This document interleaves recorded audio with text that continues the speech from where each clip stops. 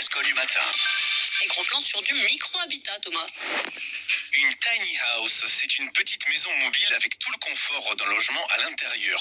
Une entreprise landaise installée à Ozourt s'est spécialisée dans ce secteur. Bicoque, c'est son nom, et l'un des créateurs est avec nous. Bonjour Christophe Herbroto. Bonjour. Vous concevez, construisez ces petites maisons. Alors à ne pas confondre avec des mobil-homes. Quelles sont les différences pour vous? Alors, il y a énormément de différences avec les mobil-homes, effectivement.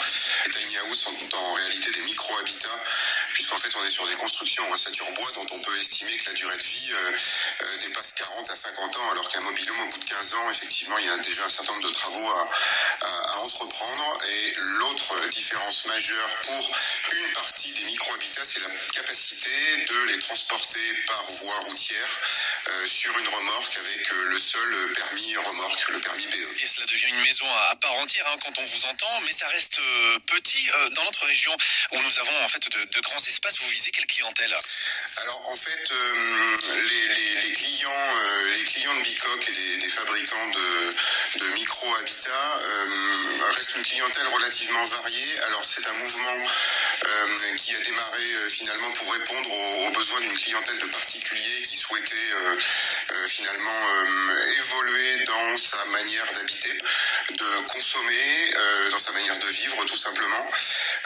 Mais il est vrai que ce marché reste malgré tout pour l'instant un marché de niche, bien qu'il soit en développement constant.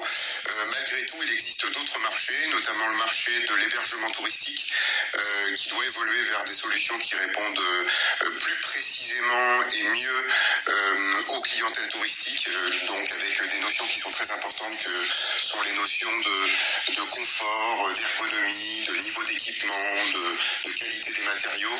C'est un type de structure qui s'adapte à énormément d'usages.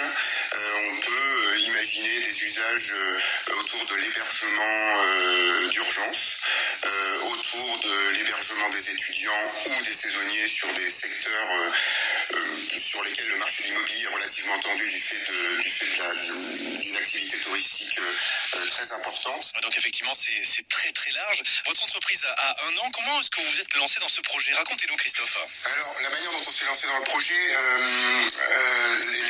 les rencontres fabriquent la vie. Et en fait, comme je le dis toujours, c'est un projet machine à café.